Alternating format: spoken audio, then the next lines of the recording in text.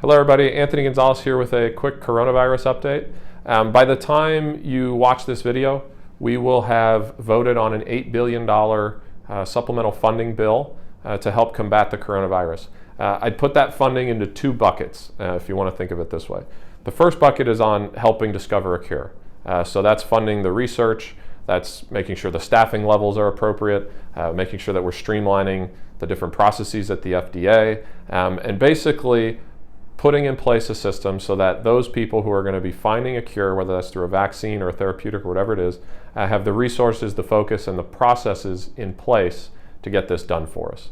That's incredibly important, and so we want to make sure that we support their efforts. We're lucky to have the best scientists in the world, and we want to make sure that they're empowered and we can get those drugs to market as quickly as possible. So that's one bucket is on that side. On the other side, we need to make sure that we are funding those who are going to be fighting the illness on a day-to-day basis. And that's our state and local health agencies and hospitals and doctors' offices and things like that. They're the ones who are going to be confronting this on our behalf on a day-to-day basis. They need support, they need funding, they need to make sure that they can respond to the illness however it manifests itself in our communities. And so that money will go towards that. We had a call earlier today with the Ohio Department of Health, and they have a mantra which I think is perfect for how we should approach this. It's to be prepared but not panic. So preparedness, not panic.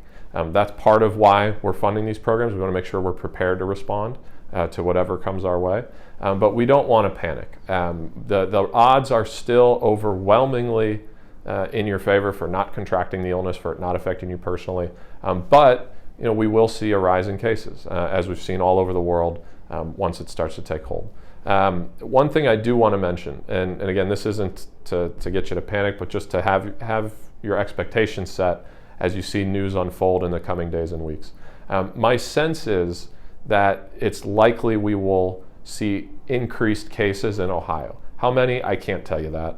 Nobody can. But the main reason why is because we now are able to test for it more frequently. So there'll be more testing kits available, which means we'll be able to monitor more people and get better data. So what you'll probably see, this is what I think you'll see, is an uptick in the number of cases, which in the short run may be alarming. But again, I want you to understand the reason why is because we'll be testing more people. And so with more tests, there'll be more cases. And in the long run, what this will do is it'll give us better data and better information so that we can combat the illness and make sure that it doesn't spread any more than it already is. So short run, you'll see an uptick. In the long run, that'll give us the information we need to better respond to the virus. So with that, if you have any questions, please write in, please call our office. We're happy to provide any updates. And as always, thank you for allowing me to be your representative.